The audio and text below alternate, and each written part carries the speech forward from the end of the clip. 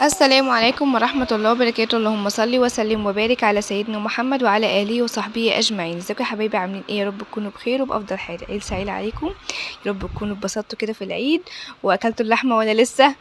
يلا مع بعض كده نخش في الوصفة على طول.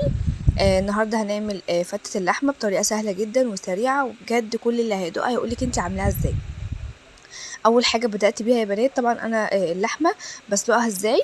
بحط كده معلقتين من السمنه، بنزل عليها باللحمه، بديها تشويحه، بصلايه، جزرايه، قرن فلفل، طماطمايه، عود قرفه، حبهان، ورق لوري، فلفل اسود، كمون. لا، كمون لا، اسفه.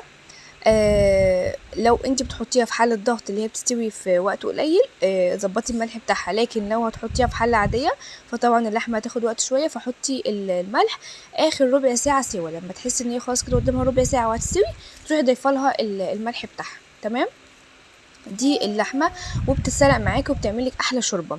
تمام. خلصنا كده اللحمه، بنخش على الرز. الرز طبعا بتحطي له معلقتين سمنه على معلقتين زيت، بشوح فيه كده الرز كده، بديه تقلبتين، بنزل بالملح والفلفل الاسود زي ما انتم شايفين معايا كده.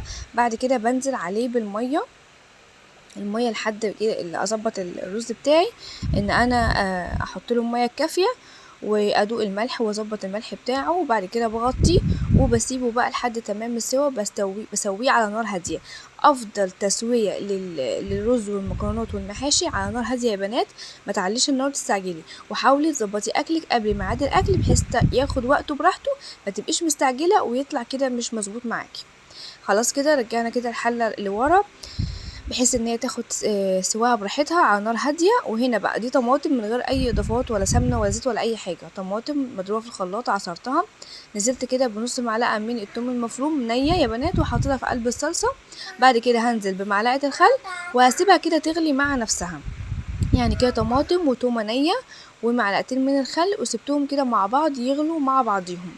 طب انتي ليه ما حطيتيش يعني عملت توم والكلام ده؟ الخطوه دي تركية جدا مفيده، وبجد بتنقل الصلصه لطعم تاني خالص، فجربوها تعجبهم جدا.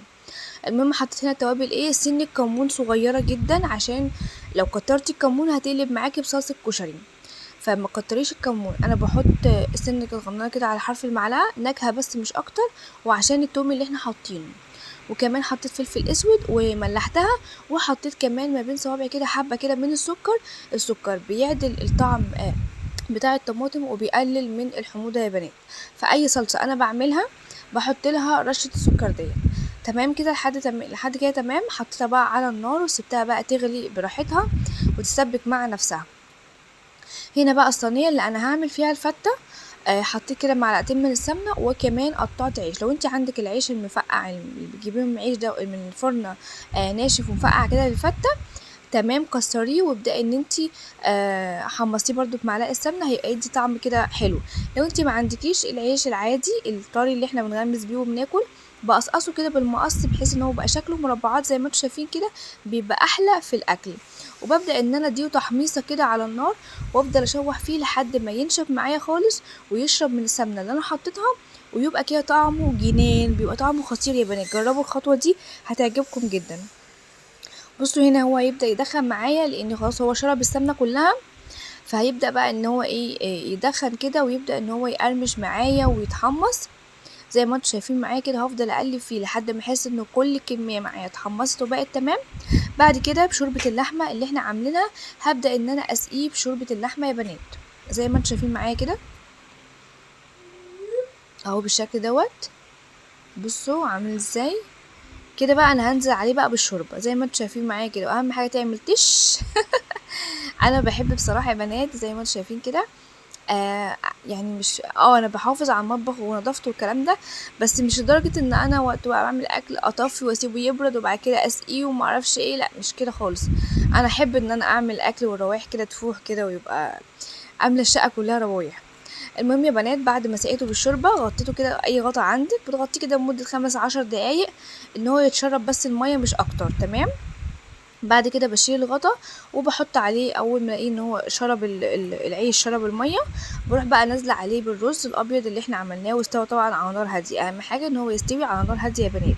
استوى الرز او المكرونه او المحاشي على نار هاديه، دي من يعني اقول لك من افضل التسويات.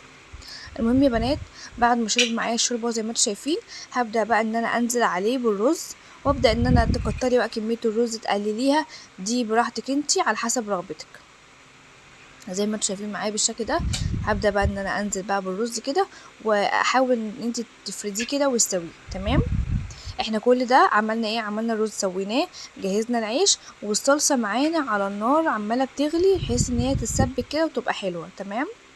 بصوا بقى انا هنا بحط الرز وبفرده، بصوا بقى مفلفل معايا وجميل ازاي، هو مش معجن بقى ولا ملزق ولا بايظ مني ولا اي حاجه، زي ما انتم شايفين كده. بصوا يعني كل حبايه وحبايه، يعني بحط كده اغرب المعلقه وافرد بيتفرد معايا ليه؟ لاني انا ظبطت التسويه بتاعته. هنا بقى يا بنات هعمل طشه للصلصه بتاعتي. طبعا احنا محمرناش طبعا في الاول ونزلنا عليها بالطماطم، فدي بعد ما سبكت معايا بالتومه النيه والتوابل هبدا بقى ان انا اعمل كده معلقتين سمنه برضو وفصين توم مفرومين، احمرهم كده مع معلقه كزبره، وبعد كده هنزل عليها بصوا زي ما انتم شايفين كده، واديها غلوتين وكده الصلصه تبقى معايا جاهزه، وهغرفها في اطباق وهقدمها. هنا بقى فصين توم انا مقطعاهم شرايح كده وحمرتهم في معلقه سمنه، بحب ان انا احطها على وش الرز كده اهوت. بصوا زي ما انتم شايفين معايا كده بحطها ارصها كده على وش الرز، وانتي بتاكلي الرز مع العيش مع السمنه مع التومه المتحمصه دي، نكهه كده جميله حلوه، هتستغربيها الاول بس بعد كده هتحبيها. حطيتها كده على وش الفته، مش بحط صلصه، كل واحد قدامه طبقه وبيحط الكميه اللي هو مناسبه ليه، زي ما انتم شايفين معايا. وغرفت كمان اللحمه، ودي كانت وجبتنا النهارده، فت بقى اول يوم العيد، كل سنه وانتم طيبين، يا رب تعجبكم، جربوها تعجبكم جدا. اشوفكم على خير في فيديو جديد، والسلام عليكم.